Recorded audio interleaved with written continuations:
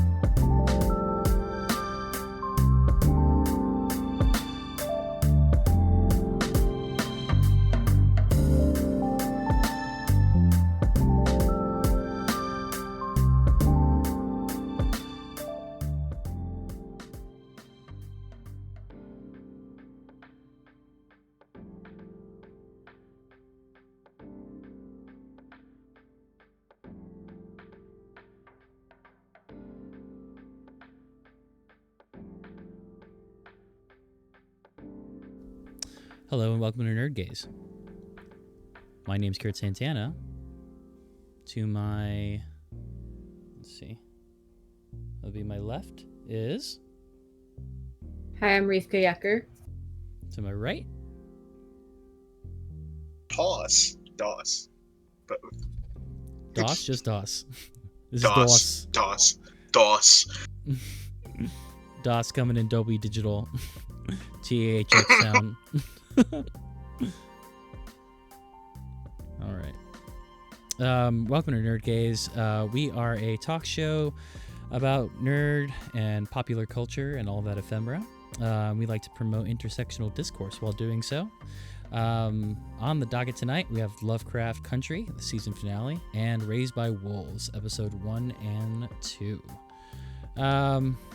Every week, we like to highlight a cause that we are passionate about.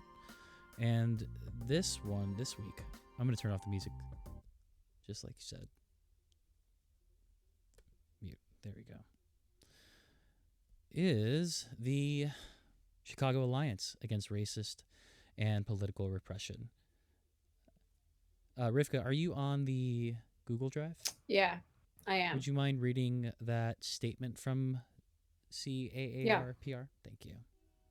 So, since 1973, when I was born from the movement to free Angela Davis and all political prisoners, the Chicago Alliance Against Racist and Political Repression has defended the rights of oppressed people in Illinois and around the world. We defend the civil liberties of workers, activists, and prisoners. We struggle against white supremacy, the prison industrial complex, and state violence. We demand community control of the police and full representation for Black people and other poor and oppressed people at all levels of government. They have been very active during the protests since March. Yeah. And they're trying to unite all the wards in order to sign CPAC, which would help to stop police impunity. So I'm going to drop a link in the chat if you feel so inclined with donating. We'd definitely appreciate it. And if you let us know, we'll do something cool for you next week. Check out that sweet link. How's everybody doing? Rivka? How you feeling?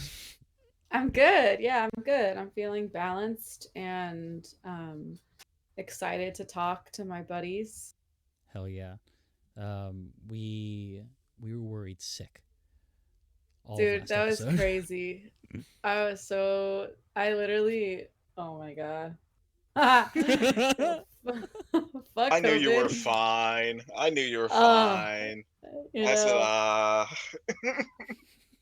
know, this shit is fucking so, like, the stress of, like, the potential of having it sometimes is like, and at the end of the day, it's like, I don't know, I'm not gonna get into it, whatever.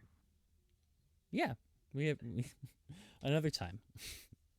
I'm not gonna get all my controversial COVID takes. People will appreciate it. We need some hot takes because it's getting chillier out there. It was nice today. It is. It was so nice. A huge storm in Chicago. My basement was flooded. Oh shit! I noticed it last night that it was a leak was happening. It was a pretty big puddle. I was just hearing water like trickling down and thinking like, oh man, this sounds so serene, so nice. I love that it's raining outside. Yeah, right. And then I get up from my chair and then a sploosh on my wet sock. Oh no. I hate wet socks. But had 3 fans going, had a good setup, dried in about an hour after a lot of moppage. So good. What an exciting day to wake up to. Yeah, that's a lot. I live on the second floor, so luckily. Is that the final one?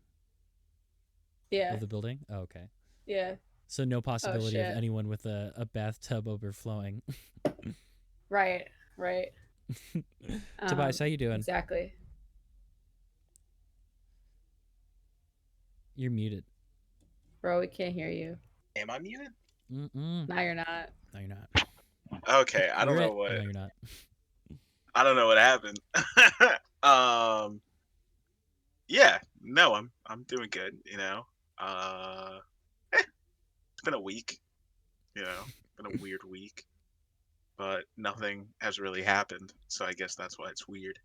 Mm-hmm. Oh well, I mean, you know what? I don't know. I think the Jeffrey Tobin and the Rudy Giuliani stories being like back to back kind of like fucked me up for the rest of the week. Thank so you. like Thank you for addressing the whale in the room. Since we're on a call, hand check. Christ.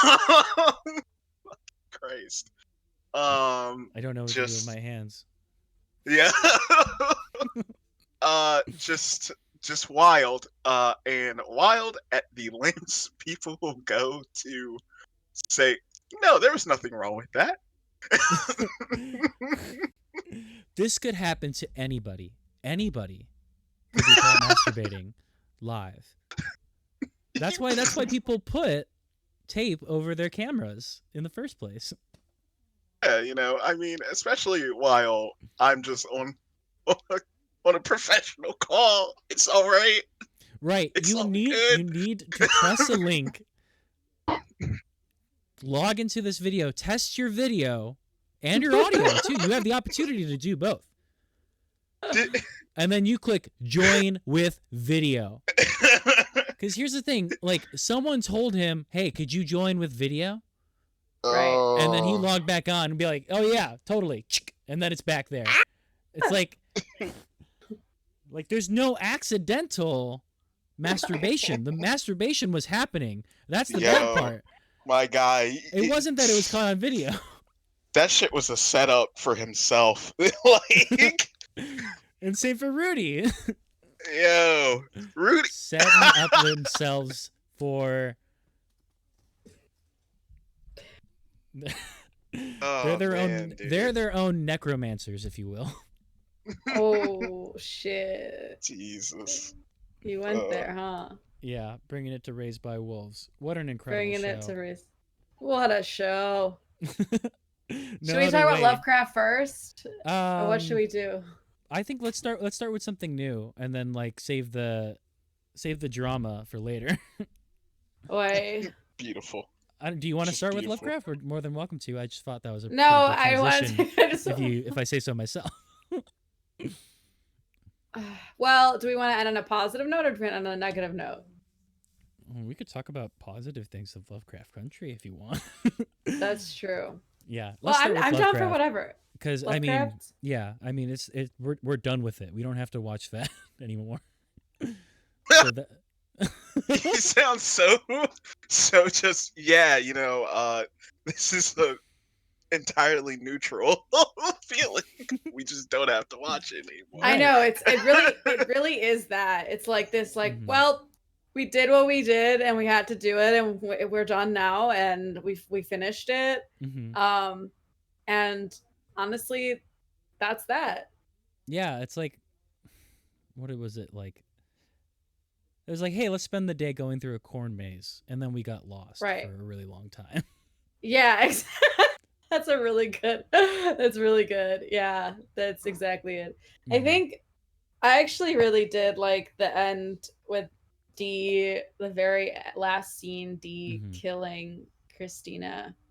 That was dope. And I was like, I want more of D. I want D to be a main character and to see her do stuff. If there's a next season, right? I want to like follow her. Robot arms. I think it's your kryptonite. Yeah, I'm like, that's sick. Because I love a robot arm. Oh, what's her character? Missy Knight. And from in the Defenders or in Luke Cage, both. Oh right, yeah. Well, she was more in Iron Fist season 2, right? That's when the arm stuff happened, or at least she had a robot arm. She was in Defenders, yeah, but you're right. She was in Iron Fist season 2, with the arm, yeah. Correct. I also like that actress in general. She's also in Altered Carbon season 2, but yeah, I don't know. What did you think, Kurt? I thought it was silly. But in that respect, it was fun. Unfortunately, Tobias didn't get to see it, but he read up on it. But I mean, yeah, don't waste your time, right? You make your time for things that you enjoy. Reason why Rivka did not watch any of The Boys past episode 2? 4. I mean, 4? Wait. 4. You made the 4 and you couldn't go the whole way just so you could see a Nazi get beat? Hey, Tobias, you were sold at 5. You were sold at 5. You were telling me to stop. Listen, I did tell you to stop. I was the pusher. I was definitely the pusher out of all of this, even though you liked it the most. I was tugged back and forth. So if you want me to finish it, I will. No, don't finish it. Okay. You don't like the show. God, this guy. I'm a friend first and foremost, and a contrarian second. Yeah, you are. But it's funny because you guys liked it, so I don't know. Whatever. So you thought it was silly. Maybe we liked it for bad reasons. I don't think we visited that. That's okay. Shit. I don't have bad takes. Damn. 10 out of 10 hitter here. So Lovecraft were like, why? What? I liked Hippolyta. Hippolyta was great. Hippolyta was great. Let's talk about the. I was gonna say that people really thought that she abandoned D. I mean, that was How much of that was her own choice? It definitely. I think it was her choice, right? I mean, and there was She said it, yeah. And then there was the complexity of she was abandoning D so she could save her or help her in the future. So there's that kind of mother-daughter type relationship of well, I did this thing to protect you, and then the daughter's like, wait, hold up, you didn't protect me. you caused the pain, or you weren't there to help in the process. So I liked that bit of that complicated relationship with a mother. You know, let's just start with, what the fuck were the themes? Right. Like, it was trying to balance too many things. Too many things. And then let's go back to Miho character. Right. The fuck was that? Right. I mean, that's what I felt was silly. Like, you took all Like, these what? really cool parts of this show and kind of like jumbled them all together. Like, these are a bunch of like pieces of the puzzle that didn't fit together, but you forced it to. Like, you ripped off Literally parts just of them. like Yeah, took a bunch of I took all the stickers off of the Rubik's Cube and put them in the right order. That's what they did. Literally trying to put squares into a hole, like into circles, like like X's into O's. Like, I'm like, this had no place here. Right. Like, did you just want to, like, I don't know what the point of that was. And then when Tick told that character that they were like family, I'm like, why is this bitch your, oh, sorry. Sorry. Like, why is this your family? Like, I'm like, you guys fucked. And, oh my god. And now you're out here being like, you're my family. And like, it was so absurd. And like, that was weird. And then the other weird thing was Ruby and Christina. Right. What? Yeah. What? We'll talk about like a really strong emotional reaction to this, in which like, this is the biggest spoiler. There's a sacrifice by one of the main characters, and then the writers decide it's a good idea to kill one of the more interesting characters, a character that's more interesting than your lead.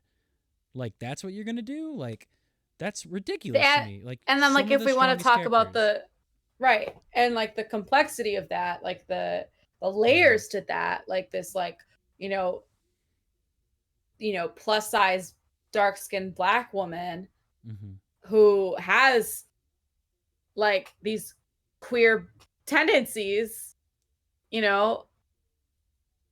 killed. Right. To sacrifice for her shitty sister.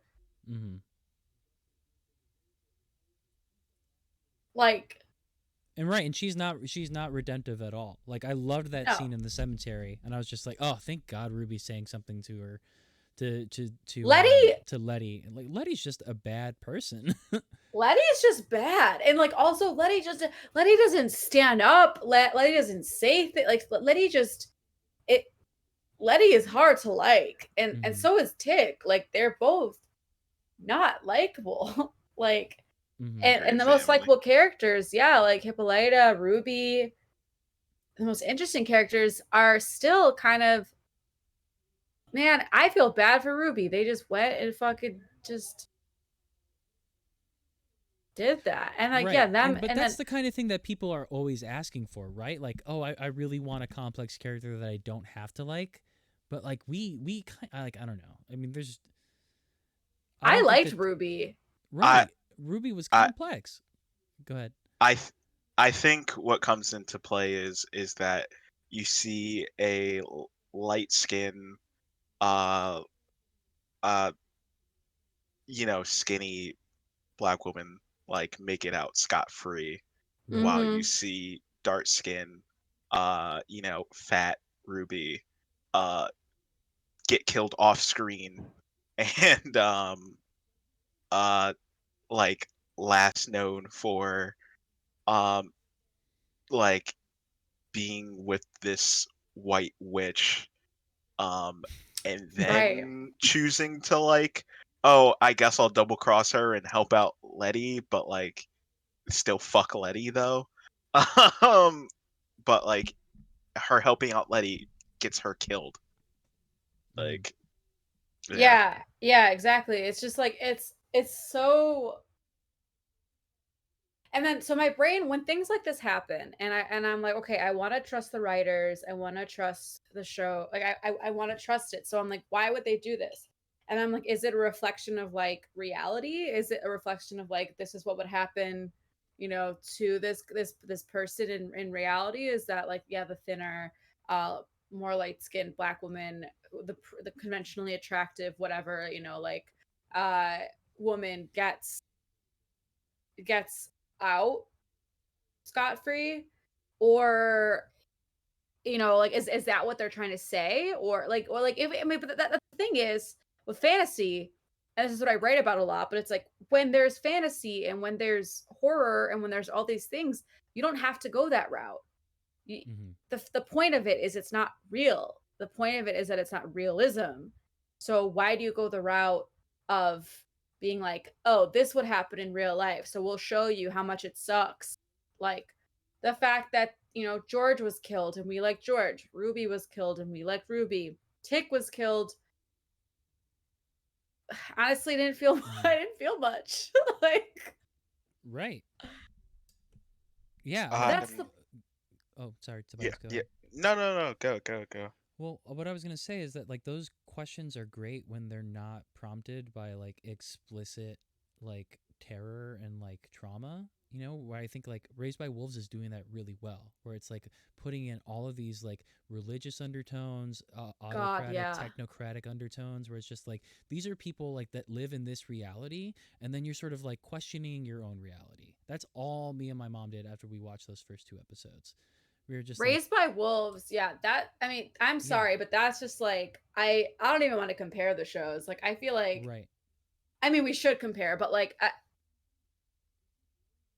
Raised by Wolves is like very good. And I guess but also like but here's the thing. Who am I to say like do I just fall into these kind of Eurocentric notions of you know, science fiction tropes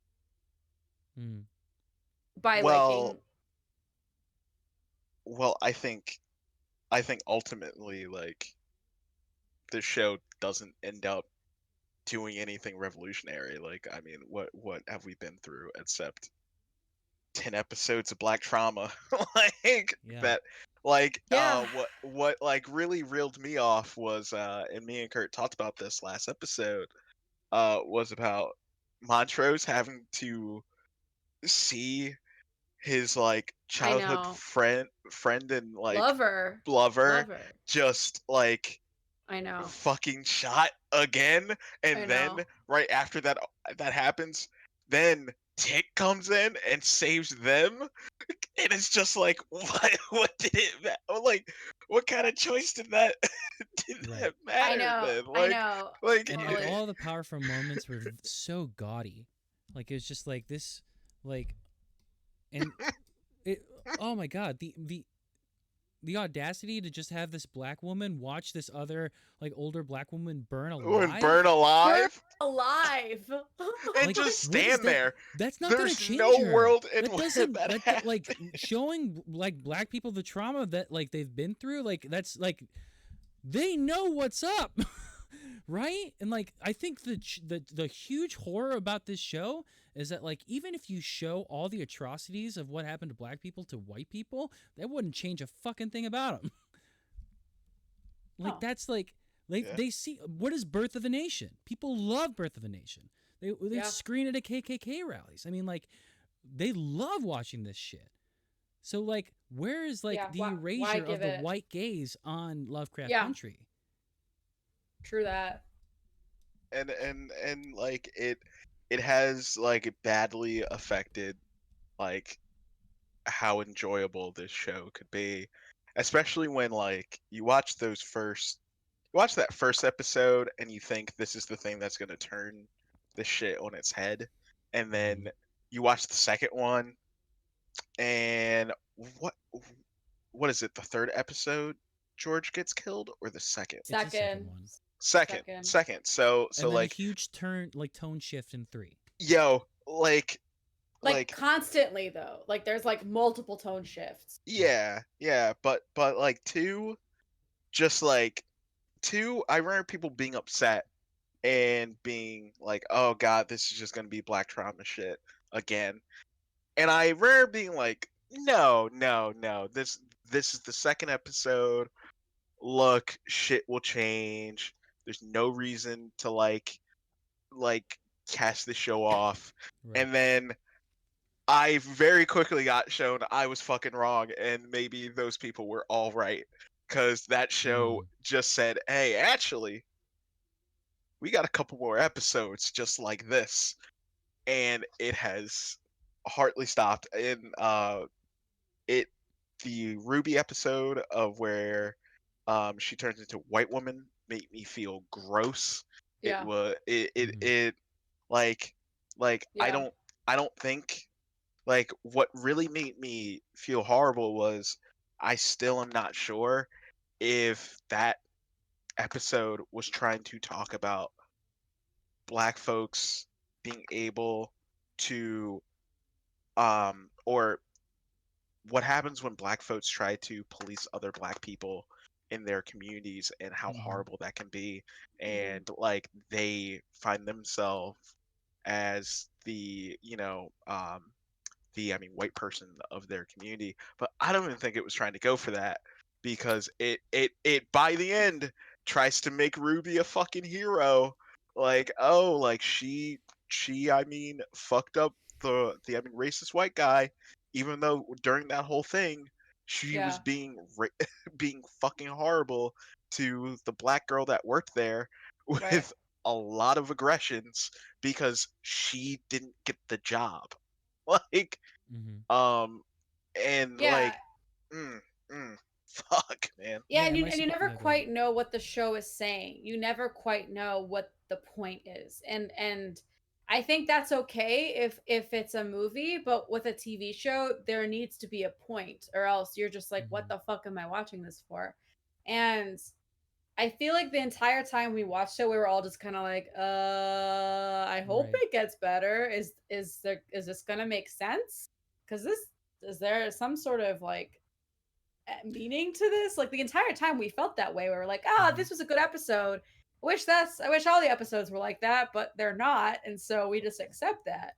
Uh, but it totally was like just just sloppy. Like just Yeah. generally really sloppy. I kept asking myself, like, why didn't they just go in Tarantino route and just do some revisionist history and like, Dude, Right? dude, Yeah, that would have been sick. so much of it, like, just like, oh my god, so much of it could have been fixed by just a thing like that.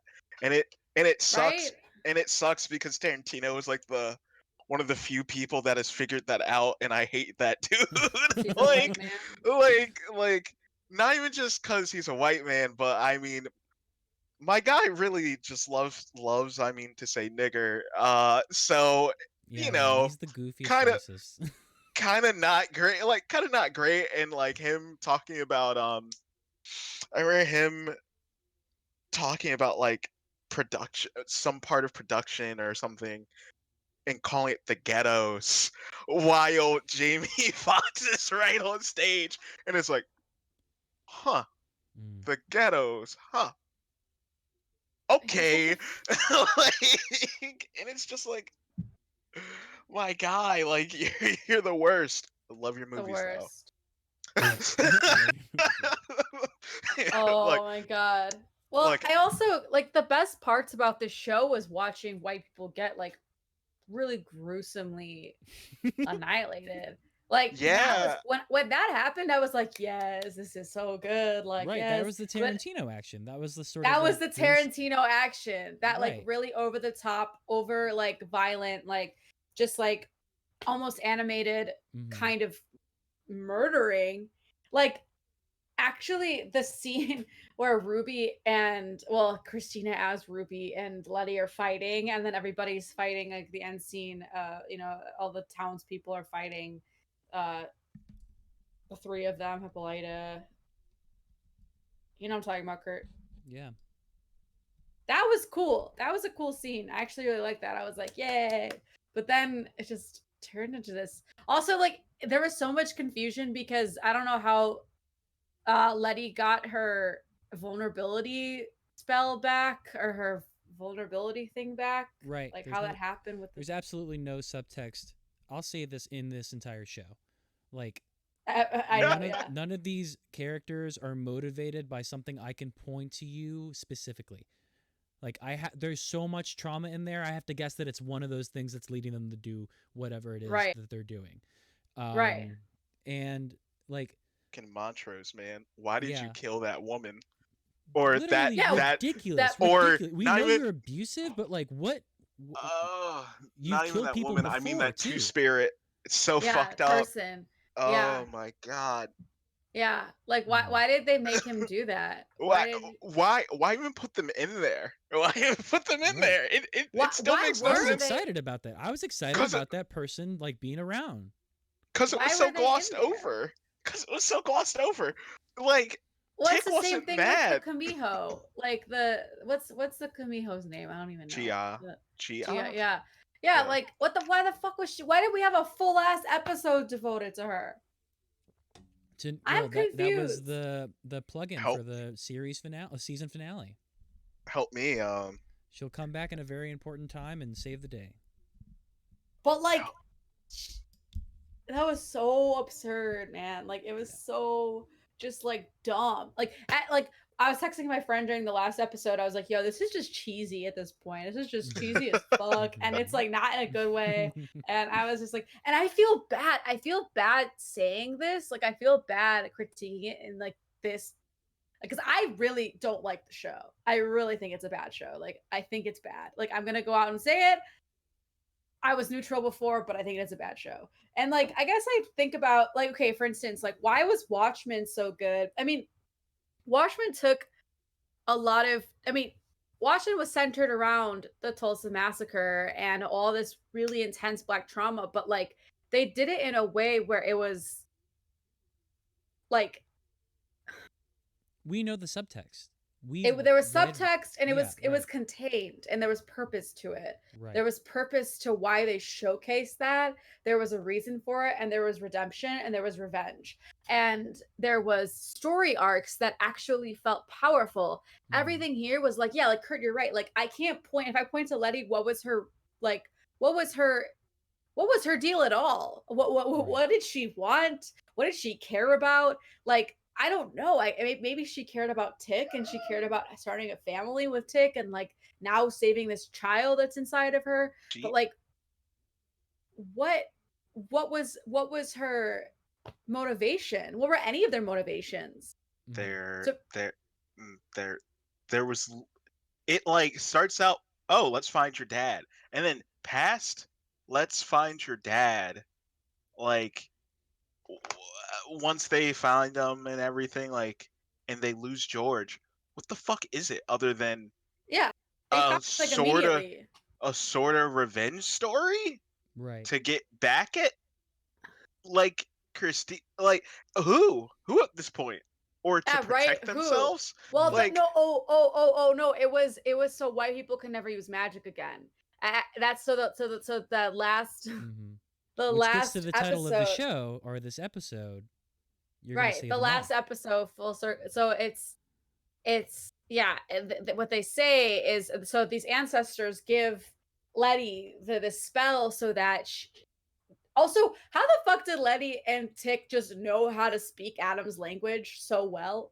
Right. Well, that was, I think, a part of an episode. That was like a 20-minute not a 20-minute montage, like a 2-minute montage where they learned that. Yeah, it does that shit. It tries to like, and like, here's, I said this to you, I think via Twitter. I'm just so happy when I saw Raised by Wolves that I didn't have to see something that's executive produced by J.J. Abrams. I know, right? Because like all of that is like going back to what we liked about maybe episode 4 or 5, where they're in the museum, which was adventure, very, like, which was very Spielberg and very like, 1980s like blockbuster movies. They use too much of it. And it gets like it just becomes droll. So I mean, do we have anything good to say about this show? I mean, I don't want to waste anybody's time.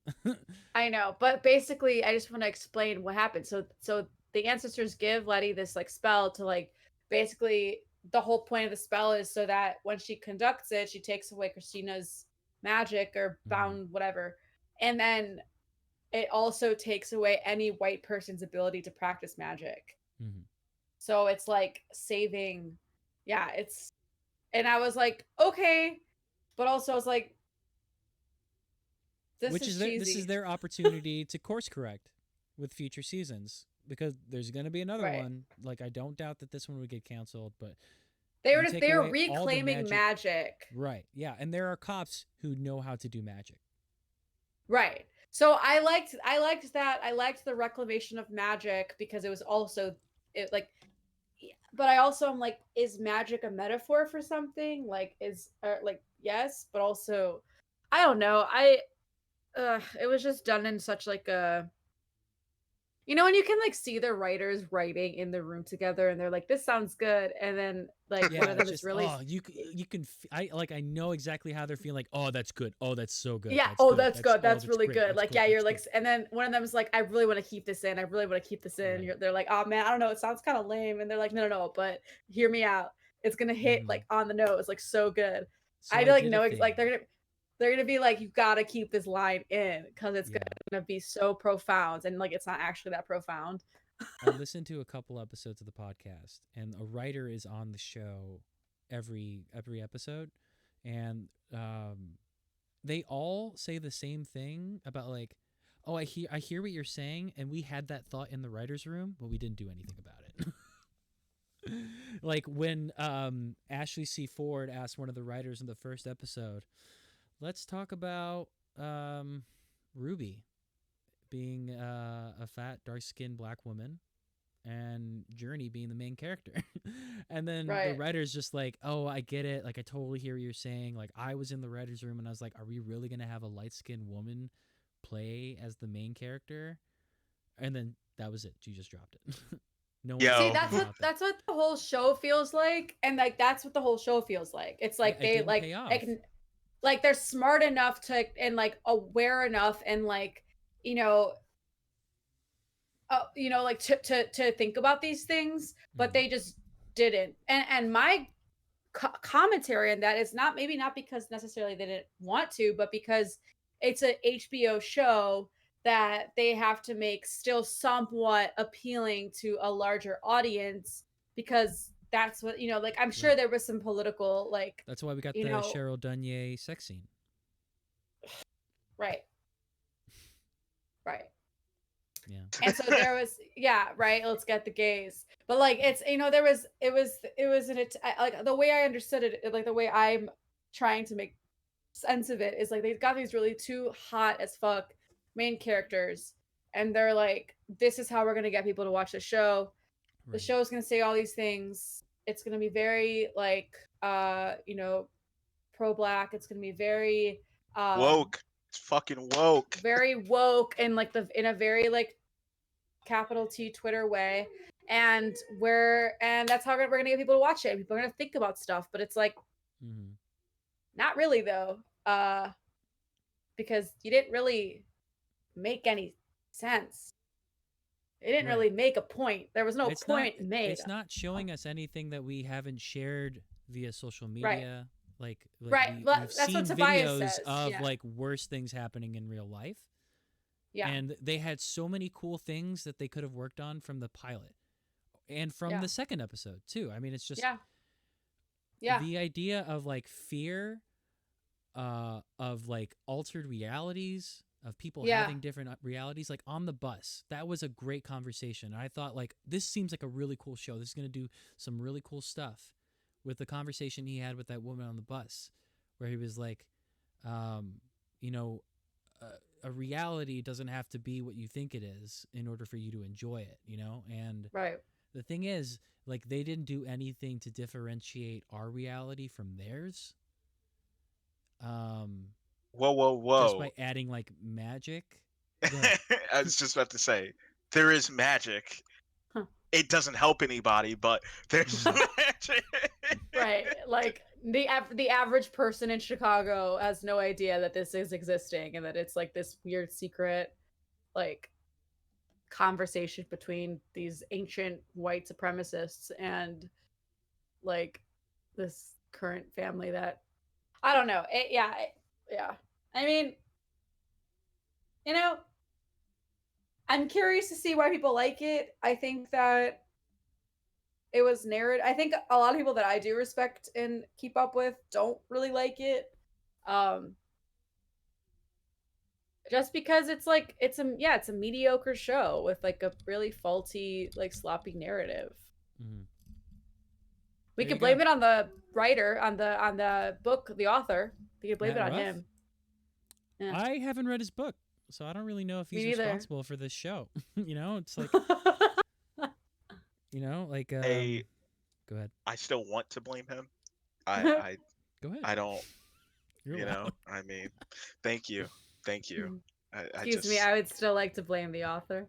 yeah, I feel like there's no way that shit also wasn't kind of trash. But Right, that's what I'm saying. Like Right. if they followed that. Well, onto the Raised by Wolves. Perfect transition. You Just- are a master. there we go. Just blunt. I'm just like, let's get onto it.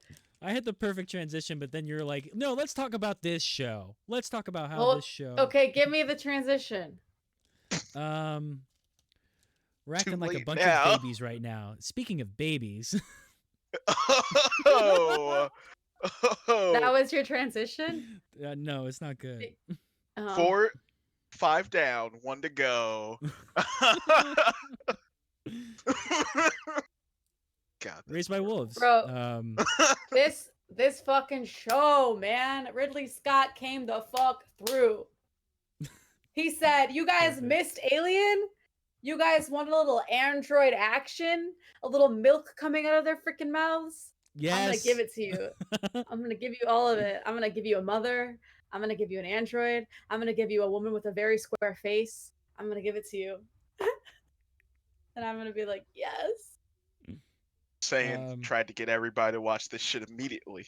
Immediately. Once Tobias, the last time you talked about Raised by Wolves, you actually gave us a really good synopsis for it. So anybody who's watching right now who hasn't watched it, could you fill them in on what the premise is? Yeah, Raised by Wolves is a story about 2 androids trying to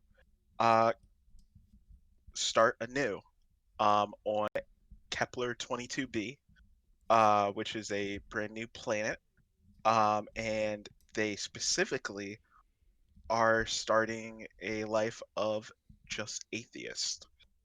This is after the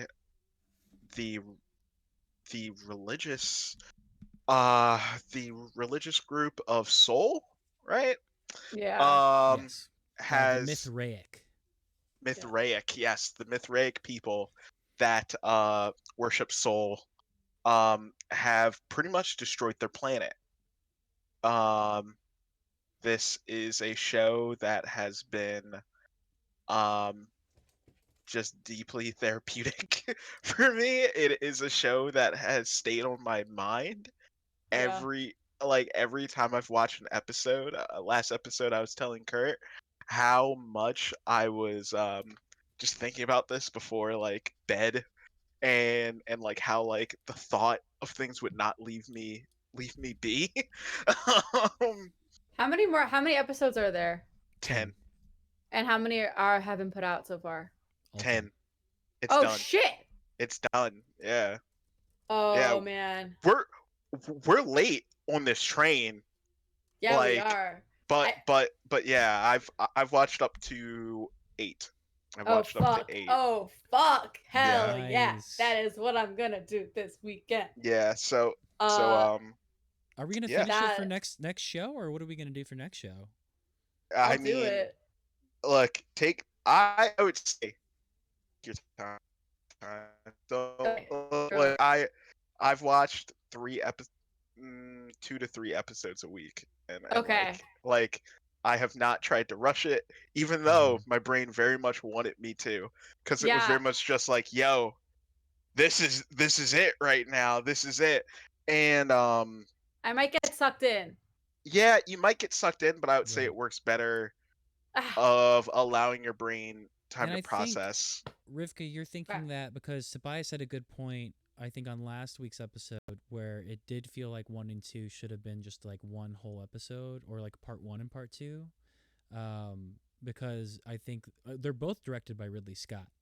So I think Yes. I think you're gonna have different tones coming in the episodes coming forward. Is that something oh right, shit. Tobias? There's definitely a change. It's not bad. It's welcome. Not I'm saying excited. not saying that Ridley Scott didn't do a great job.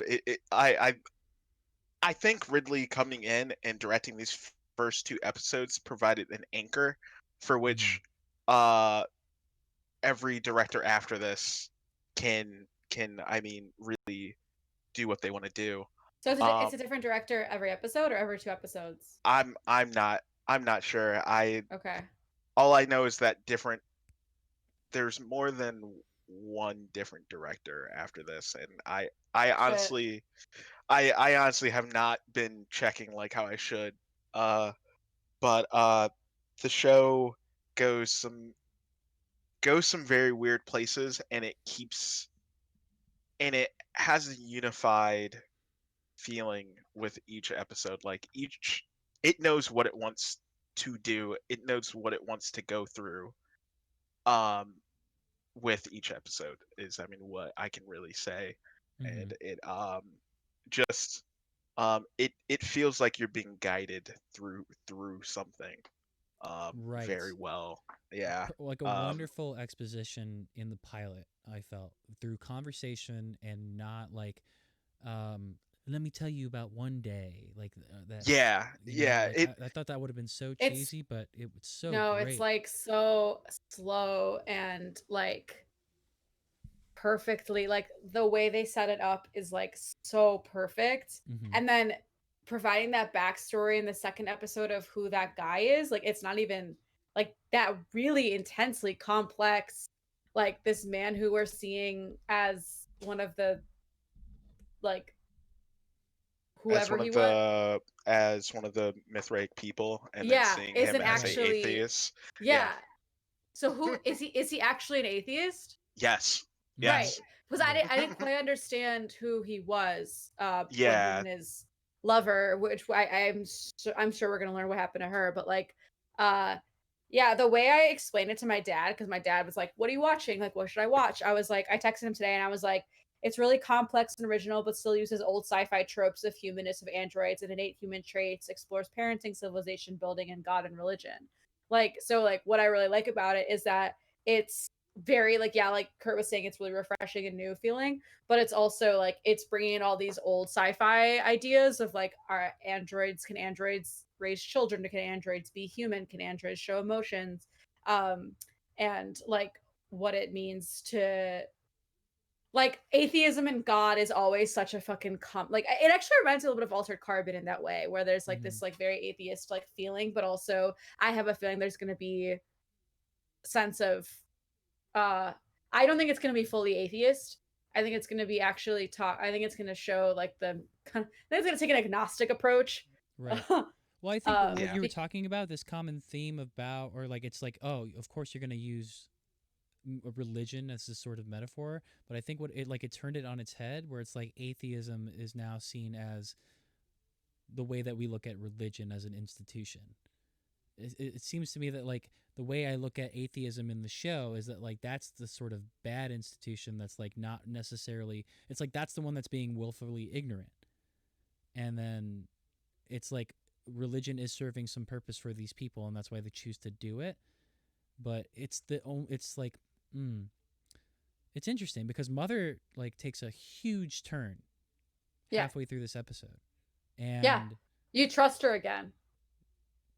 you trust her again. That's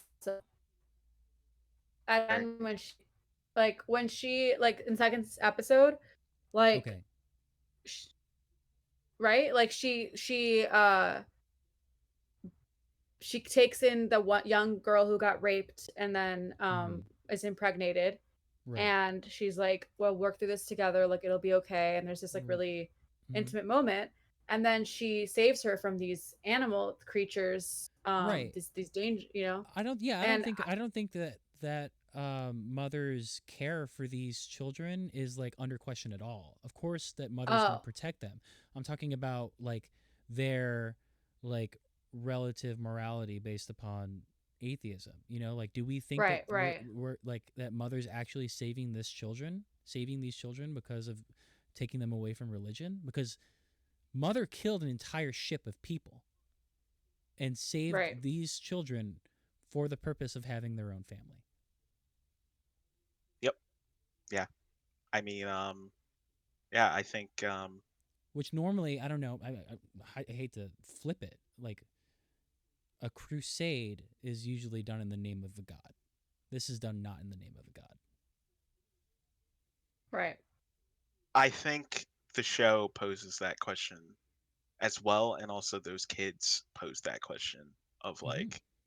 like this And they is. call this Mhm. well, they call the ship an ark too, and there's this whole Yeah, like yeah. It's all just like these, like, and some of these kids are actually, you'll see in later episodes, like some of these kids are actually happy that like this has happened, like well, I that think the indication of like that person, that girl being girl. raped, Yeah, yeah, the by the pope, or the whatever, like second, he's like the second tier Mhm. pope or whatever. yeah, uh that's fucked. And like, so I think, and that's commentary on institution more than it is on religion. Mhm. And I think that's what the show's going to be about, like commentary on institution. And I'm just, and like Tobias, you already know more than I do, obviously, because you've seen a lot more. But like from my, after 2 episodes in, I'm like, I don't think it's going to be a totally atheist show, and it's not going to be just because if it was completely atheist, then there would be, then the way Mother saved uh Campion, is that his name? Mhm. yeah. As a baby, it was essentially based on intuition, love, and compassion. Right? Unless it was her body that did that. It was her body that did it. There's It a was her part where body. father said, "You need all your energy in order to save these children." So mother was using some of her own energy to instill inside the baby. Is that Yeah, too far there. fetched, or is that right? No, No, I think that that's about right. There's, I mean, I can admittedly say there's going to be things that question, um, I mean, atheism in that light too. Mm-hmm. And I mean, just it just comes in a different way. I think I said this before, of like, um, in the last episode of Mother finds out some information, and father starts at like catching that she is in a happier mood than ever, and that she is seeming more hopeful than ever, and he asks her, well, you're starting to speak like a believer. uh-huh. Mm-hmm. And she is just like, I don't know what you're talking about. What I am believing in is something real, and something, I am able um, to call back upon. Right. Right. Well, that's The kind of the whole, yeah. these, I mean, religious believers, they can't do that. Mm. Did you get Um, the feeling that mother sounded less robotic when she started speaking this way? When she started getting enthusiastic about, or when she started getting enthusiastic, I felt like mother was sounding less robotic to me. I think father keeps that continuous robotic sort of tone in his voice. Except with his jokes, which are funny. Right, but I think they still land off as like mechanic. Yeah, yeah. Yeah. When yeah, he took that, when yeah, he took the genius aside and told that joke, I was cracking up. But uh, you know, it's funny because actually, I actually like what Mother says about uh trying to build a tangible humanity, like a humanity that relies on itself for goodness Mm-hmm. rather than a an unseen deity, um, which I like. But I think that's kind of, I guess that is the atheistic approach, is like, how can we, restore humanity rather than think about, because she said, uh, believing in something that is not real, or like that doesn't exist in front of us, Right. it helps people, but it also weakens the mind. And I thought that was really interesting too.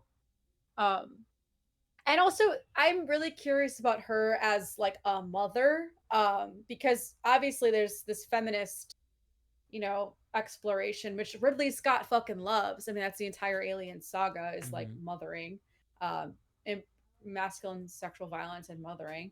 Um, but like, you know, she's this very, what does it mean to be a mother? What does it mean to lose control?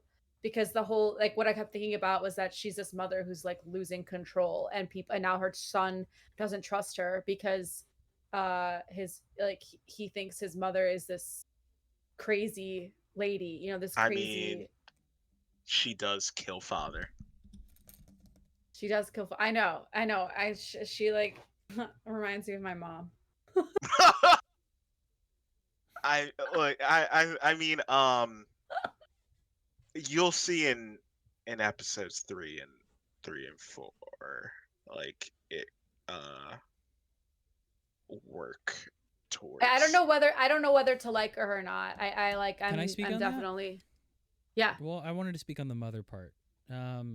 I think it's significant. I think something that the child, or the most grown child in the second episode, says or alleges that mother killed those children, and that's why they got sick. Um, Before that even happened, I wrote in the notes that um, the parents are programmed and designed for the purpose of nurture. Abandonment is not an option. So Mm-hmm.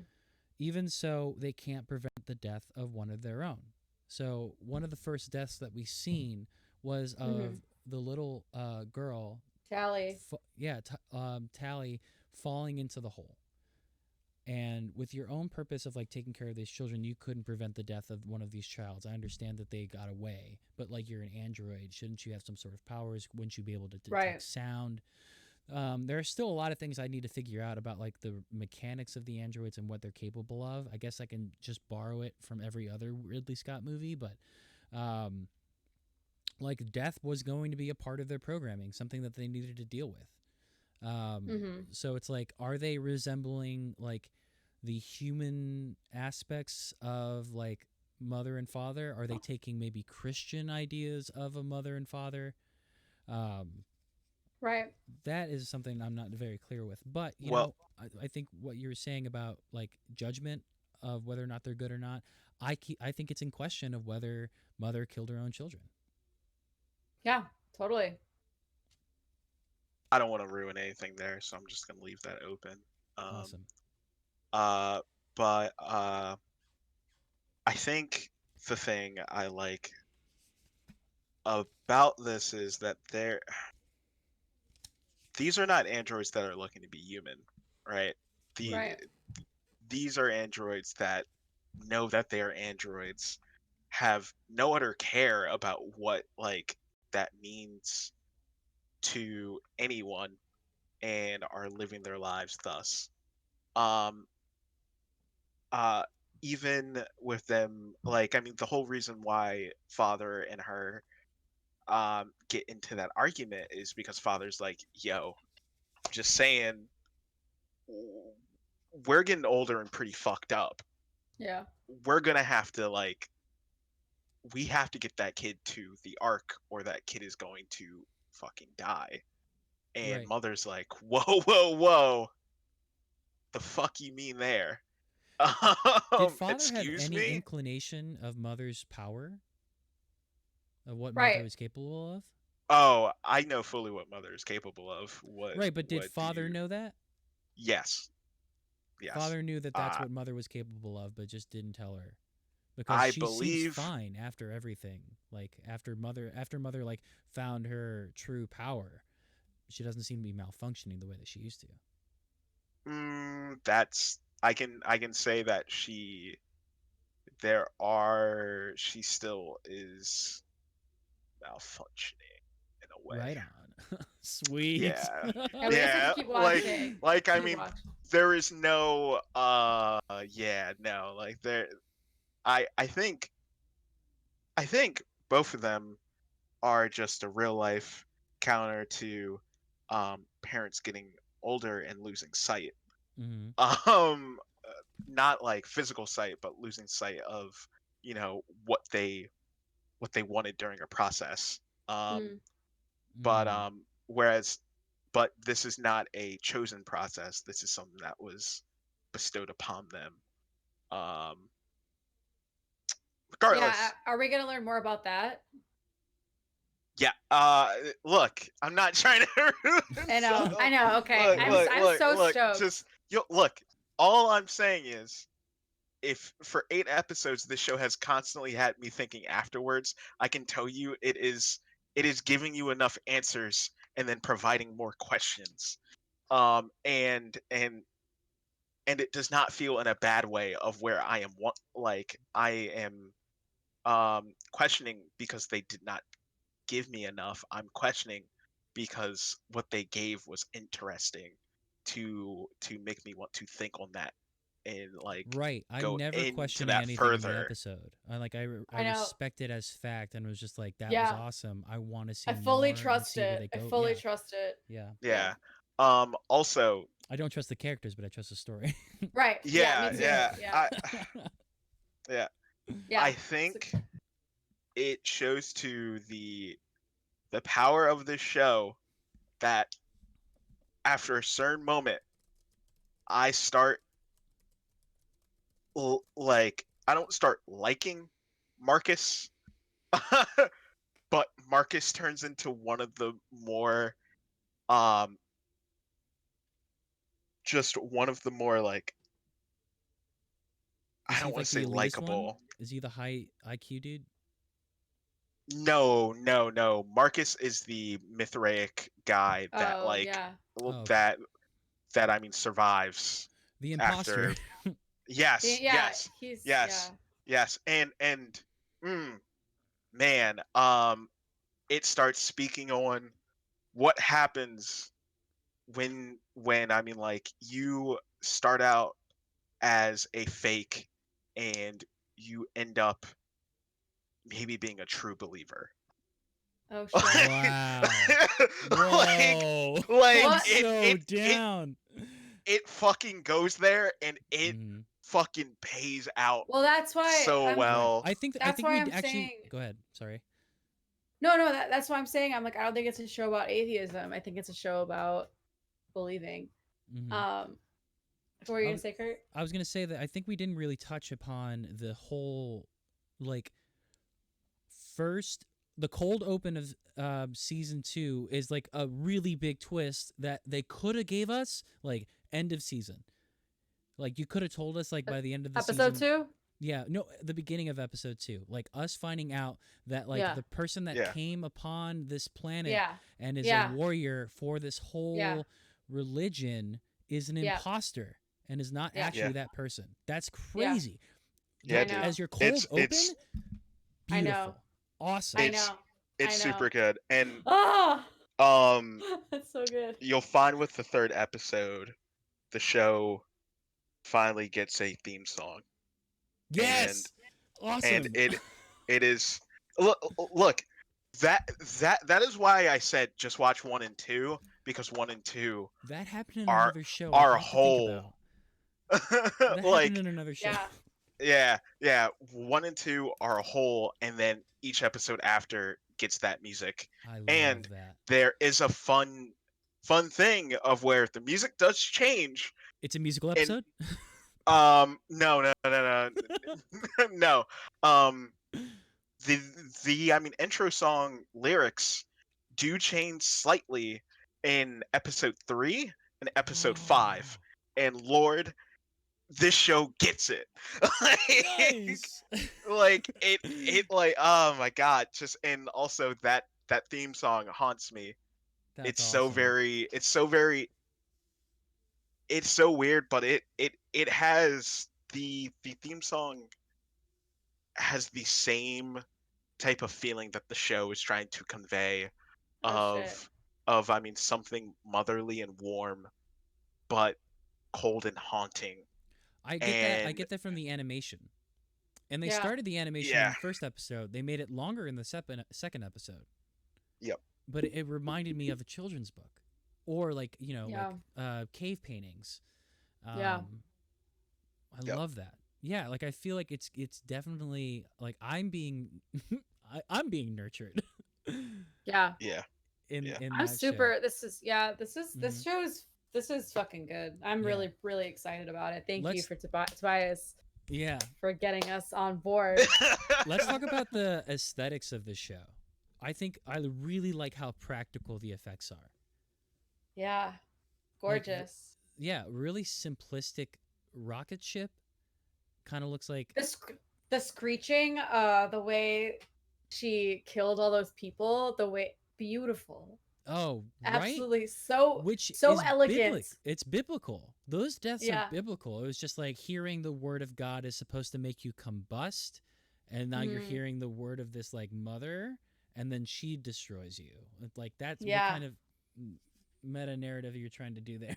Black canary looking ass. hmm Just like And then you've got Mother's transformation. She looks very much like Metropolis, a Metropolis sort of android, Fritz Lang kind of thing. yeah.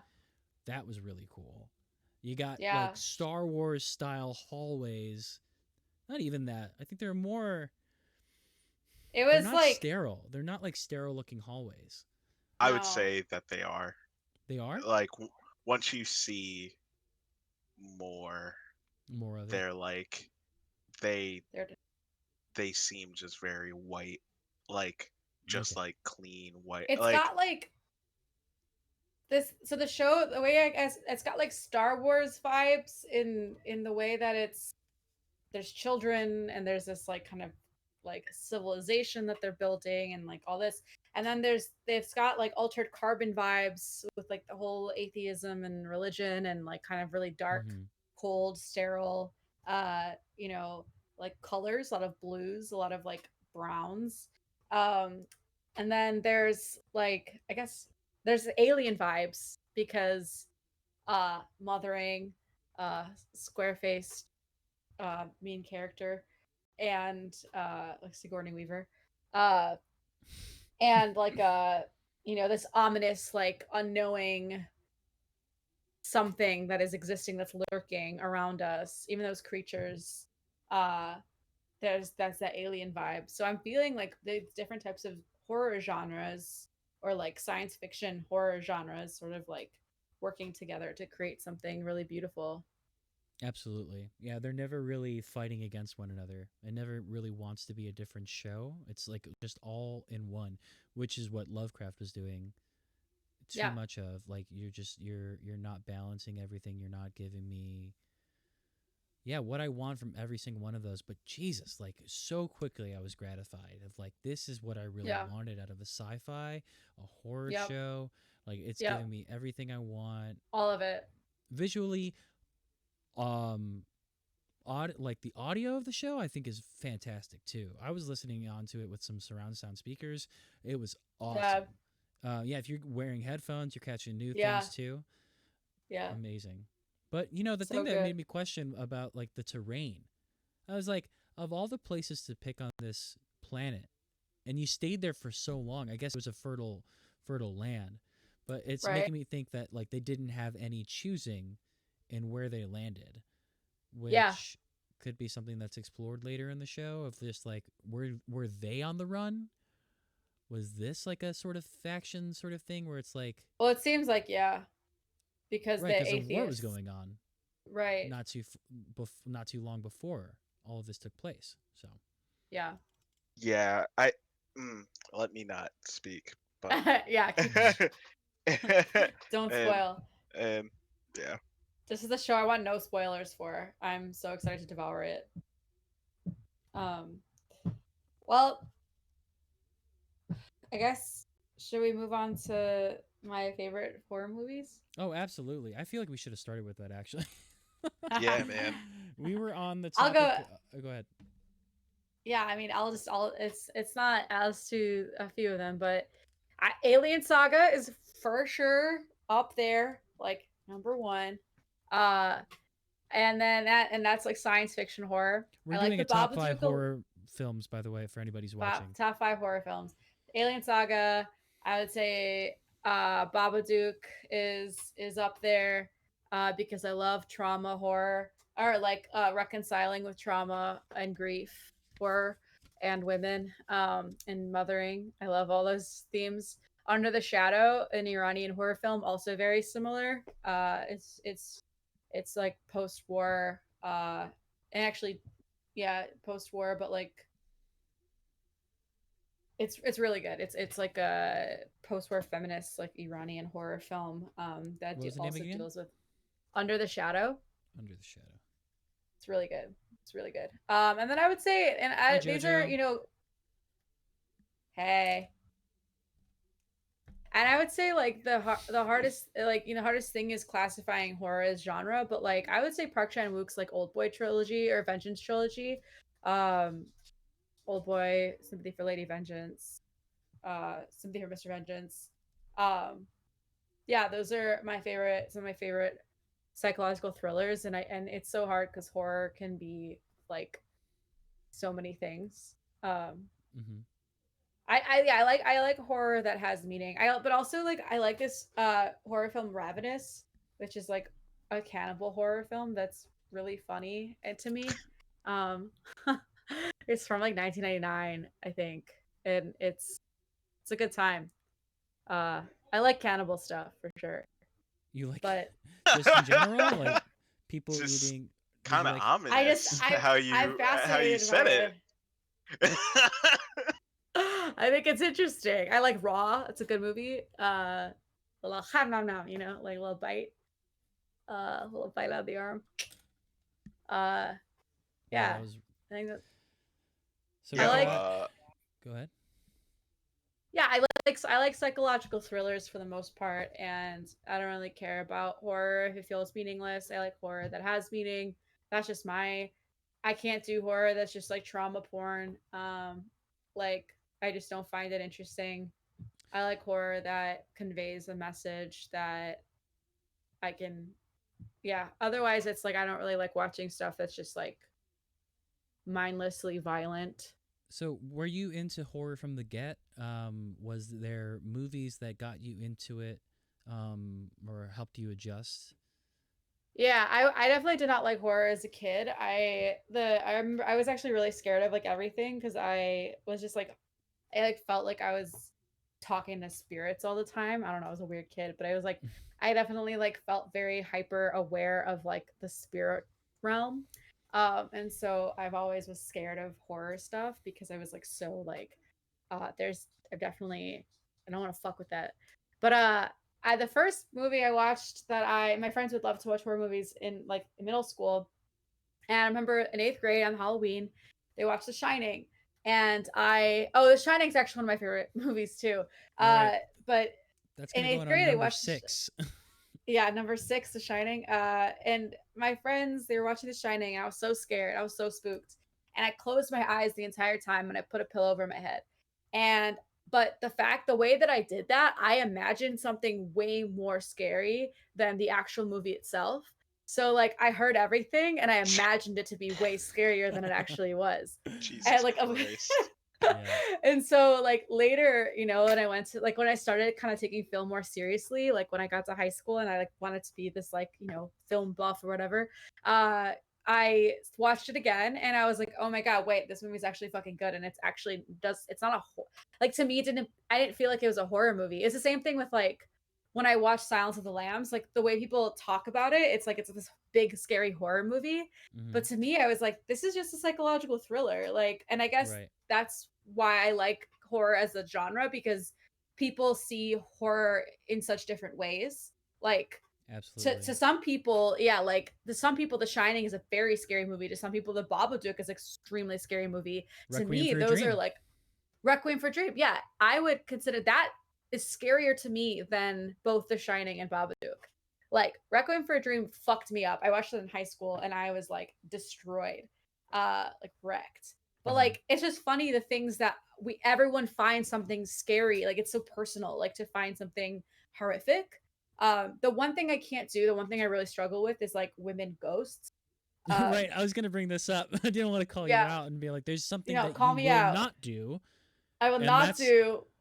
Look at some white ghosts, Yeah, some like, really pale ghosts. Really pale white women ghosts in like dresses. That fucks me up. Like, there's this movie, Let's Scare Jessica to Death. That movie fucks me up. I cannot do that. I will watch someone eat someone's head off. I cannot watch a white woman coming out of the water as a ghost. I will shit my pants. I will be so scared. I got some gifts to send later. No! I found actually one of those videos, I think it was on TikTok, and I thought like this whole video craze was over, about like those videos that you watch and like it seems very serene and it seems very calm, and then they give you a jump scare. Oh no, that's come back now. It's coming back now. It's coming back. It's and coming I found back, it on baby. a TikTok, and it man, it got me good. It got me good. Yo, Call of Duty did that shit too this week. What? It's great. Man, I mean, I think the tweet is, I mean, like, hey, look for the sniper. And like, oh shit. like, yo, like, I mean, just was like, where the fuck is this sniper? I just was like, whoa! It's back, baby. Remember, it's back. Remember you'd be playing on like, addictinggames.com, and there would be like a little like thing, like a little pop up. It'd be like some random like thing would show up. I'd be so scared of like a pop up like. Remember text chains? Like, send this text to 5 different people. Oh yeah. Oh yeah. Yeah. Oh yeah. Why don't we bring those back? I miss those. They are back. I send them although I send like, I get like crazy like slutty ones that are like, yo, it's like just like really silly, like I got those shits. like every holiday, like I'll get it for like a Jewish holiday. Hey whores. Yeah, like hey whores. What's up, dicks? Like oh my god. Like I send it to like my whole everyone. How are we at horror cosplay? Like I say horror cosplay because I was gonna say horror in real life and be like, we are living in a horror movie, but true. I'm talking about like Fright Fest at Six Flags, haunted houses, haunted prisons, scary spooky trail over at a cemetery. Who's doing those? Who's up for a social distance haunted house? No, that's not. Last time I was at a haunted house, I was like in 8th grade, and I like fully had a panic attack. I was so scared. If like someone's gonna touch me, I mean, maybe as an adult I don't care as much, but like I was so scared. But like I went to go see, like I love the idea of people dressing up as, like I went to go see last year. I go see Nosferatu every Halloween, and I went to the Davis Theater, and there's like a Nosferatu cosplayer, and I have a really sweet picture with him. But I think as an adult, I feel like I actually wouldn't be scared at all. It's like the same way I watch horror movies. I'm like, I think about the production, and I think about makeup, and I think about like the way it's people. Right. There's so many layers behind it. I can't get scared. It's all. Yeah. You know, it's all cool until, you know, just some random white girl that they hired, you know, comes out. Pale as shit, and I mean with a white dress. Then I'm running the other way. Becky with the white hair. Yo. And I'm like, bye-bye. Like going. Yeah. I'm definitely on the same page as Rivka for a really long time. I actually tore a ligament in my foot running away from a clown on stilts at a haunted house. What the fuck? Yep. Like that clown definitely couldn't run as fast as you. Yo, no, that person was a pro on stilts. How old were you? I was... You don't have to say. 13, 14. Oh, okay, that's fair. All right. Yeah, and I was pretty chunky. I wasn't moving that fast. And funny thing is, we had a play or a musical that I wasn't moving that fast. I wasn't moving that fast. I mean, a musical like 2 weeks later, and everyone was pissed at me. It would be like, "Oh, Kurt, you're like you got the main musical number." But I was like, I wanted to get scared. There was a clown. There was a What do clown you want on me to stilts. do about it? They were cones. Yeah, I But- definitely ran out of the haunted house like fucking chicken shit. I was so scared. I don't know, like when you're a kid, that shit is like Right. You're still freaky. at that age where people are like, I'm gonna get you. I'm gonna get you. And Yeah, that and freaks you're like, you out, holy shit, you're actually gonna get me. And what are you gonna do when you get me? I don't know. What about classic horror? Like classic horror films. I love Um, Nosferatu, one of my mhm. favorites ever. Yeah, Psycho, it's good shit. I love Hitchcock, like all Hitchcock. Rear Window is one of my favorites. Definitely For love Hitchcock. sure. Clive Barker is becoming a new favorite of mine. Him and Cronenberg, which are technically like they're both body horror. Did you say? Yeah. So it's like that. We're talking about stretching the idea of horror here, right? Right. Because because Clive Barker definitely gets into some sort of camp. It's made me like Hellraiser Right. is like it's funny in that it's like grotesque, Yeah. but still freaked the hell out of me when I was a kid, and I definitely could not Yeah. watch that. Now I mean, me going to Child's Play and having such a good time was an indication of like, okay, I can fucks with horror now. Like, 'cause Yeah. Chucky was the bane of my existence. Yeah. Yeah. I mean, Mine was going- Bloody Mary for sure. Bloody Mary. Or Candyman. Yeah, Candyman was my Bloody Mary. Yeah, that bitch freaked me the fuck out. I'd be running out of the bathroom like every. I'd like leave the lights on and the bathroom door open. I'd be like, it's fine, just ignore me. My dad's like walking. I'm like, Bloody Mary's in here. I cannot close the door. Remember what it was for me, and I don't know. I can't remember who it was. I guess it was Chucky for me. I just remember like I think the first horror, like one of the earliest horror movies I ever watched was Freddy vs. Jason, which I wouldn't count as a horror movie. So Mm. it just Yeah. very, very quickly just had me like, I can't be scared of these two. They're I mean, obviously like fucking right after this, so like, you know, it's cool. like, but like, yeah, even though my brother was very much a horror fan, showed me other horror movies that I was scared of. I just can't remember because they were all like, you know, that like shit tier horror Yeah. movie that I mean still like was scary to a kid. Right. I think 13 Ghost maybe was Oh, I one love that 13 freaked Ghosts. me out. Oh Yeah, my that god, freaked dude. me out as a kid. Yeah, dude. That house just had me like, nah, man. You know what? Matthew Lillard. Fuck that. Yo, True. look. They got Shaggy, man. I'm not Thank fucking God. with this. Shaggy got murked. JoJo knows what God, I'm talking dude. about. We that was our most rented movie at Blockbuster. 13 Ghosts. Damn. Mine was definitely Rush Hour. Not gonna lie. It just doesn't.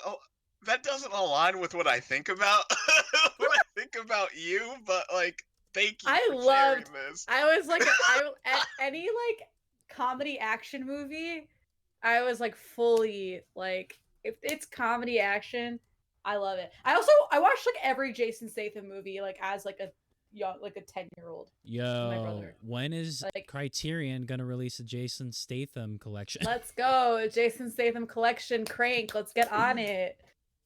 The craziest mean- fucking movie of all time, Crank. Yeah. I mean, it's really just Crank. Absolutely the whole buck Crank wild. series that Fully deserves it. insane. Oh well. Crank started a new genre, I feel too, where it's like yeah, like um, drug action movies. Jeepers Creepers. Dude, I heard some really fucked up shit about the director of Jeepers Creepers. Dude's a sexual Dude. predator, man. Oh Jesus. Not just that. That man is a pedophile. Fuck. Yeah, fuck that movie. Fuck Yeah. that dude. That oh god, Justin Yeah, Long at the man. end of Jeepers Creepers with no eyes. Like, fuck that. Yuck. Fuck that. That was. Should we do our Bane, Quinn, and? Damn, you ready to peace? Oh no! We went for 2 hours last time. Oh, we could keep going. I have to pee, so if I could go take a break. Yeah, feel free. Go do your thing. Please. Okay, be right back. Okay. Christ. Oh, man.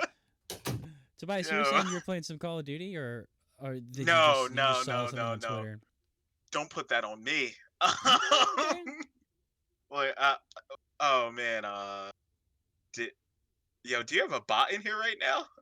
Yeah, we got some wanting bots. to become famous? Dude, I'm happy shit. they're here, dude. I'm happy they're here. We're at 6 viewers. I need to bump up that ratio. I'm gonna get affiliate, man. I'm so close to affiliate.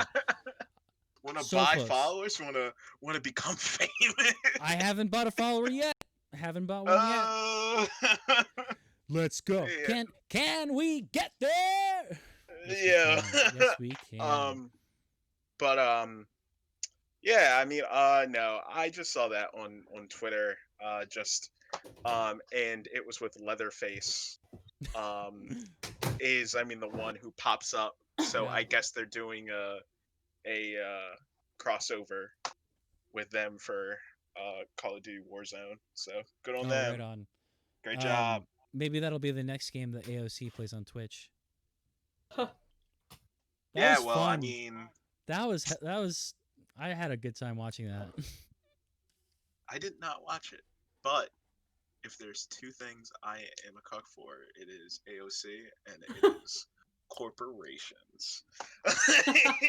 You do love corporations. I do love me some corporations. Make a TikTok? I don't want to make a TikTok. Why would I make it? I was really on TikTok in quarantine, like early quarantine. I was like really. Well, you're on it, like as in like, are you making videos? Yeah, they were making videos. Yeah, I was making videos. Well, then I got. They had some romantic energy going on. I was like fully on 10.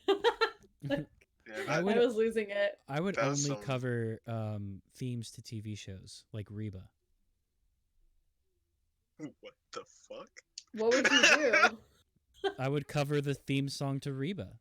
I'm a survivor. Why would you do that? Because I love theme songs to TV shows. That's going to be my TikTok idea. Okay. You guys are horrible hype people. Yo. Look, I did not say no to it. I just said, yo, what the fuck? I just didn't quite understand. Well, you got to be like, yo, Kurt, you think you could do that? I think you could do that. I just didn't quite understand the pitch. You are going to laugh your ass off once you look at Rivka's, because they're joking on you right now, but I remember those. They're joking on you, but I'm like, they're not bad. They're not bad. They were bad. But the content was unhinged. Questionable. Unhinged. I need to delete it. It was unhinged as fuck. Yeah, yo, you guys said something. Nice filters. Sure. No, it was just Rivka just was like, I'm going uncensored. Fuck this. Yeah, shit. I was. This uncensored. Is TikTok. This is TikTok, baby. Yeah, that's the one to have a meltdown on. I was uncensored. Yo, look at the chat right now. Kurt told me to blast Reba at a Target parking lot. He's obsessed. Why are you obsessed with Reba? Oh, okay. Yo. So you guys never saw Little Rascals. You never saw Reba as a NASCAR driver. Oh, NASCAR driver. Reba McIntyre. I grew up on Reba McIntyre and the Golden Girls. That is so random. And what else did we watch, JoJo? We watched a bunch of things. Yeah. Oh, Golden Girls. Oh, Three's Company. I would just do TV theme songs. I grew up on like 70s TV, like Reba, whatever. Nick at Night. I love Nick at Night. Nick at Night was great. Not Nick at Night, but Sisters on Netflix. It's so fucking good. Oh yeah. When did When did Netflix just become UPN all of a sudden? I saw that on Twitter. Honestly, I'm happy about it. We've been watching Sister Sister as like a comfort show. Although I've been also watching the all the Studio Ghibli movies. Mm-hmm. Which gets into horror a little bit. It does, yeah. It does. Spirited Away, like that. Yeah. The transformation scene of the parents. Oh my god, that Super was scary. Horrifying. So Boy. scary. So Shaking in the scary. boots. All the way from Minnesota. Which one did you get to at this point? I have done a lot. Listen, I don't play around. Like, if I like something, I will watch all of it. Did you watch Ocean Waves though? Not yet. The last one I watched was yesterday. I don't want to hear this conversation then. Only yesterday. Only yesterday. Only yesterday. What's that one? That You don't like that one? Sounds like a B-side. Fuck that. It is a B-side, but I'm trying to save the A-sides for later. Don't save the A-sides. It doesn't matter. I watched My Neighbor Totoro, Spirited Away, Kiki's Delivery Service, Howl's Moving Castle, The Secret World of Ariete, started Porco Rosso, and I watched From Up on Poppy Hill, which was kind of incestuous. Oh, what did I say last episode? Yeah. I'm not into incest. I don't think it's interesting. You know, were we just mostly like, I don't blame you. That's just some normal shit, like, oh yeah, not even like bothering anymore. Like, I know incest. Oh yeah, classic. Yo, it's horrible to say, but when it comes to like anime, that shit just rolls off my back. Rolls off the tongue. Incest aside. Fucking crazy. Yo, like there's been wilder twists at this point. Like that shit just don't mean shit to me. And what was it? I mean, you still haven't watched Princess Mononoke, so that's the next one. That's my next one. I think that's the actual horror movie one. Are you watching it with dubs, or are you watching original audio with subtitles? I'm watching it with dubs. But no, I'm not gonna. I'm not gonna get into that. That's right what now. HBO. That's what HBO gave me. Fucking do I have the option? Man. You Fucking can't change colonizers. I know, right? The only time I've heard it in Japanese is when I saw it at Gene Siskel. I saw. I'm like, this is a little strange that it's like in English like this. Well, like, only yesterday was probably weird because you're like hearing like Daisy Ridley, Dev Patel, yeah, and Ashley, and like Allison Fernandez. Yeah, it's bro, actually a good cast. That movie was not just recently got that dub for the 25th anniversary. Before that, it didn't have a fucking dub. And you like that movie? It's alright. It's alright. It was cute. I seen it like a cute thing to watch. It's like been a really nice like end of the night thing to watch. But now I have Raised by Wolves. Yeah. I have turned into like a grumpy piece of shit when it comes to Ghibli stuff. Because they're cartoons. They're not real movies. No. Just like I don't like Miyazaki as a person. Tell us about that. Let's explore that. Oh, you want to explore that? I mean, I'd love to. Okay, let me put down an example. One time, so we just lost a viewer, by the way. Yeah, good. I don't blame you. See on the show. But what happens when Miyazaki has a kid and that kid also wants to do animated movies? Well, you know, Miyazaki's son is named Goro, and Goro directed, I think, On Poppy Hill.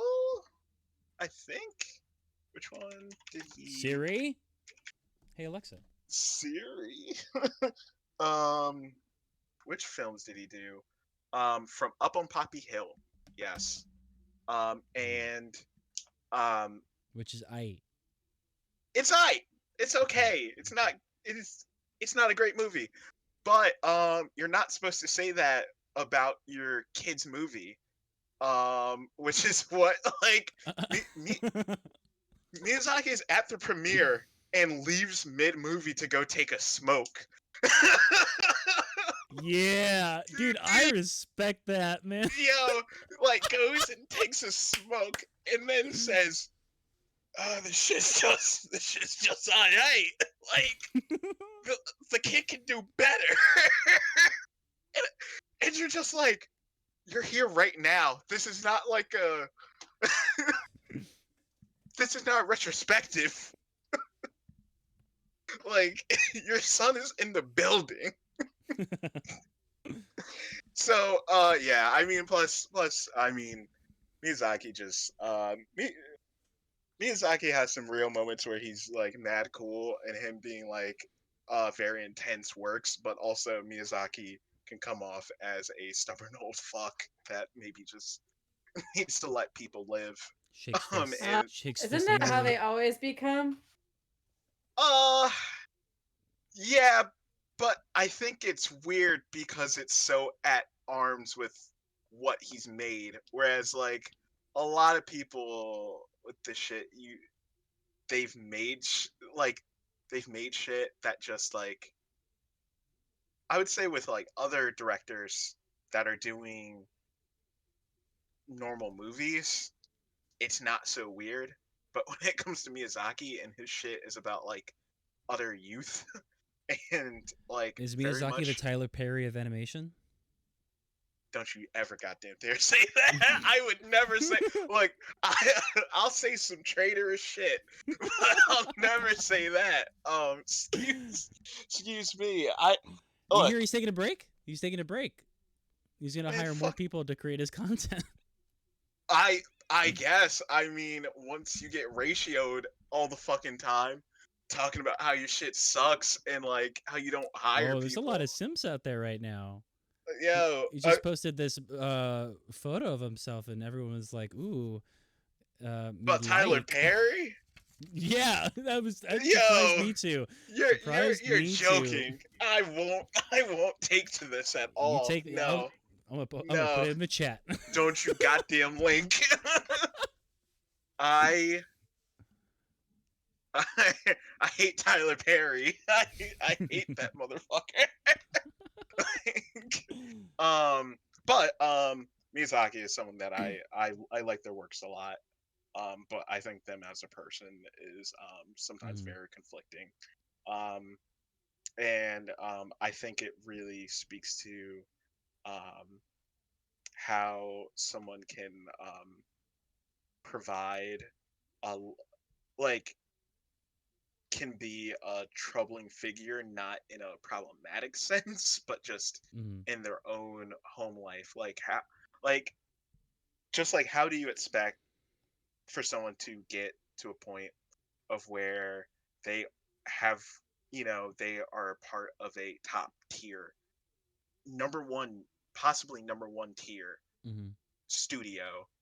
You were in a time right after um uh your country has been devastated.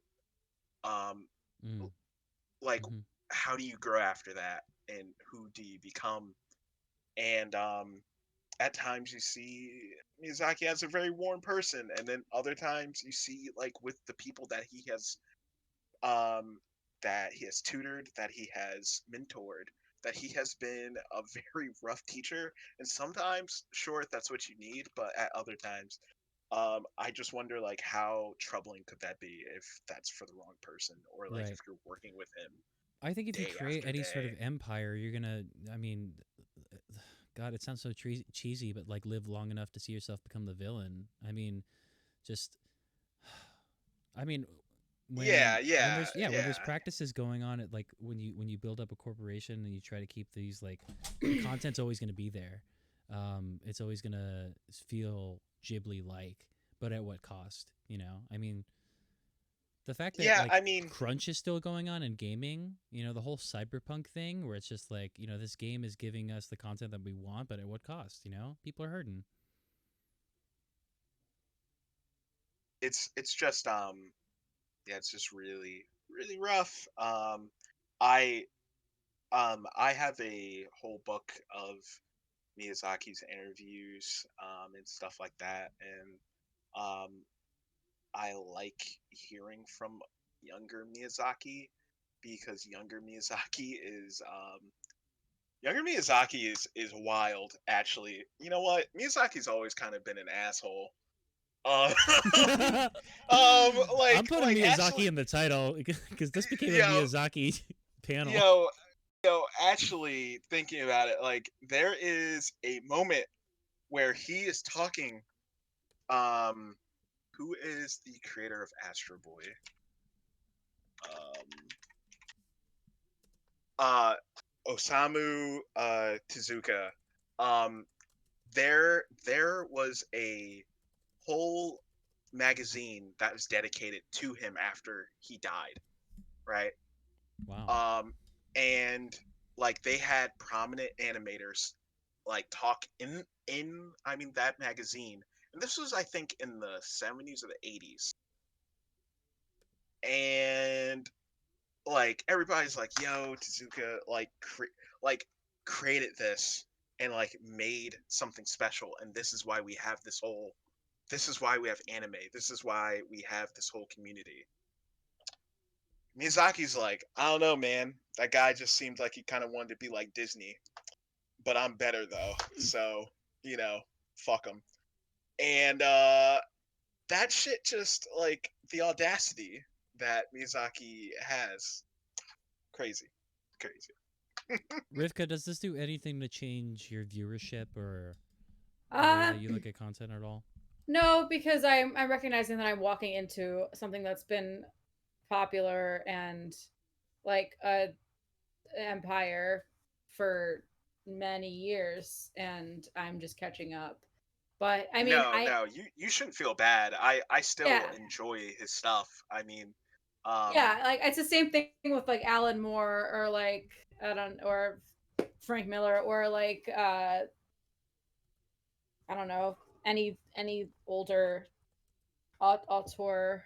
yeah, just the only thing I want to like really say is just like recognize that like um Miyazaki is not the only director. Yeah, yeah, yeah, And like so many people because Miyazaki's movies are the top tier movies, people right, always forget like that like he did not it it is called Studio Ghibli. It's not called Studio Miyazaki. right. That's what But I'm like watching all of people them. yeah, but people Yeah, seem to forget that. And I think that's why like a offshoot pick like Ocean Waves ends up being my favorite Studio Ghibli film. cool. Yeah, I'm Um excited to watch it. Because like he's like that's the least he's interacted with the movie. I mean it's by a different director. Mm-hmm. It has nothing supernatural about it or anything. Oh, It Yeah, interesting. is just it is just a normal everyday life film, and like I just needed something like that, cool. Yeah, I'll and watch that. it came at the right time when I watched it. So I'm super it's just stoked cute. to finish all of them. Yeah. I love having something to look forward to. All right. We could do we want to do Robin Bane and Ivy? Robin, Ivy, and Yeah, Bane? Okay. Who yeah, wants to start? you. Okay. For Oh context, shit. anybody who's watching, Robin, Ivy, and Bane is going to be our Rosebud and Thorn. So we'll do something beautiful like a robin, something growing like Ivy, and something that is a thorn in our side, which is Bane. Bane's just a bad dude. He could be good sometimes. I don't know. It's murky. What's my Robin? My Robin this week was finally getting paid. I've been waiting about 3 weeks for a paycheck to come through. and it finally did, and it came in consecutive days. So like first day, I was just like, sweet, I could pay my credit card bill. So that anxiety's out of the, out of the out of my worry. Second day, I get another paycheck, and pretty nice. I decided to buy Phasmophobia. I buy Stardew Valley, so kind of leads into my Ivy, which is I got more games to be streaming.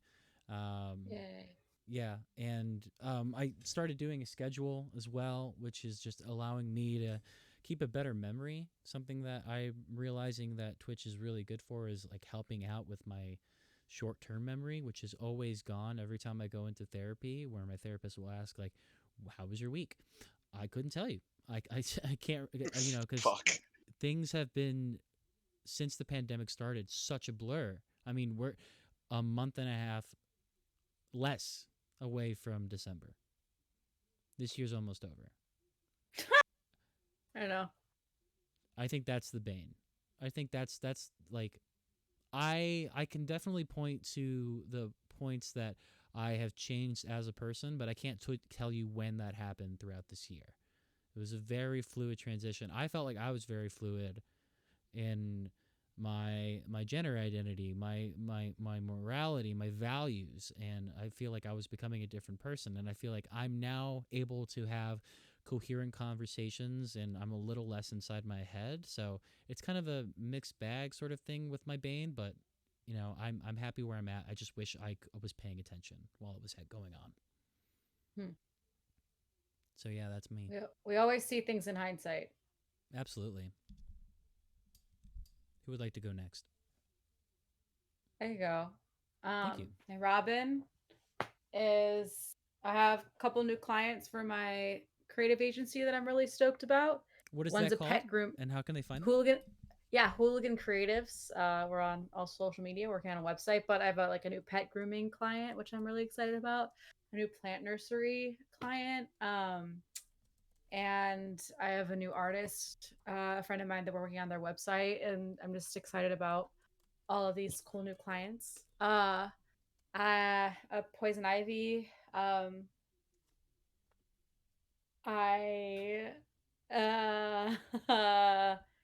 what's Poison Ivy? What's growing? You're fucking stoked. What are you stoked about? I have a lover. That's exciting, and I'm growing with that. And growing, exploring all the ways we can love expansively as the kind of person that I am in my politics. I'm also a very fluid person in my politics and my morality, or my morals are quite strong, but like yeah, as far as like I like to explore, I like to experiment in every possible way. So yeah, I don't know, I'm exploring that. And my bane is what is bad right now? Trump is Pick from the currently litter. speaking. There's a debate happening right now. Okay, I'm so glad that you all tuned into this and not that. Yeah. Thanks so much. I can't handle. Fuck NBC. Fuck SNL too. Fuck it all. Fuck it all, man. I'm sick of all of it shit. I'm DIY forever, grassroots forever. I'm sick of the conglomerates, except for Raised by Wolves and HBO. That was fluid. That was off the dome. I wish we had a backing track for that. Oh my god. Everybody in the chat, you could see all of our social media links there if you wish to follow. Tobias is an artist and is showcasing all of their art on Instagram, so you can follow him on that. I don't do that, but you kind of do that. But thank you. I hardly do it, but follow anyway, because like, you know what, you'll see pictures of me in a Guy Fieri mask, and then maybe like 2 months down the road you'll see like one sketch. So it's great. Hit that shit up. Yeah. You can also find Rivka's creative agency, Hooligan Creatives, as well. Tobias, you ready? Yeah. Robin. What is a Robin? I would say something that's beautiful right now. I'm just feeling really fulfilled with my job. Um, I just have such a flexibility with it, and it's been really cool to be able to grow and to have such a good mentor at my job, which I did not think would happen. And it's kind of like it's so weird for me to end up in a better spot than I was before this pandemic, and this all happened because of the pandemic. So um, yeah, um, my Ivy, um, my Star Wars collection grew. Yay! Hell Got yeah. brand new Star Wars action figures. Let's go! What'd you Giving money grab? to those corporations, baby. Some I don't really want to speak on it. It's Star Wars Clone Wars shit. Oh, that's That like dope. What were yeah, your thoughts on the recent Clone Wars? very good. And actually, the figures that I bought were all from the last season. Because those Ooh. came out exclusively, and I had to go to multiple Walmarts just to buy them. So, I know isn't about that that. great? During a fucking I did that. pandemic, I did that during the I'm out Black here like a Series. gremlin. That's what I'm talking about. I'm literally talking about going out and buying Black Series. Damn. Yeah, dude, it sucks. And like, and I have them pre-ordered. I don't know why I still said I have to go and find them in person. This is a problem. And that brings us to the Bane. I'm done shopping for action figures like this. It is tiring as all hell. I'm pre-ordering my shit and ordering online. Fuck driving everywhere and haggling and like not even trying to haggle, but trying to like ask tired Walmart workers if they have something in stock. I'm sorry to every person that I asked this week, with me acting like a complete asshole. Not really, because I wasn't really acting like an asshole, but like I felt like one. And like there was one girl that was actually trying to help me, but she was off the clock, and I literally told her, I don't want you helping me right now, but thank you very much. That's very Please, considerate of you. please do not help me at all. Like, I'm a masochist. Please. yeah, look, please, look, I'll find them eventually, but not like this. You clock back in, and then Right. then we can Do not talk talk to me. Man, True. Hell yeah. God. But here, let me list off a real Bane. Just I mean, just these next 2 weeks of fucking anxiety, you know. Um, Oh, until the and election? yeah, just these next 2 weeks of fucking anxiety. Well, what are you And anticipating, like on like, because it's gonna be like election month. Because I mean, we're not gonna find out anything for like a week, aren't we? Dude. it's like the day after, man. It's like usually the night of. Really? And I mean, I was I getting so much mixed information. I was there. I was literally like awake last election, Yeah.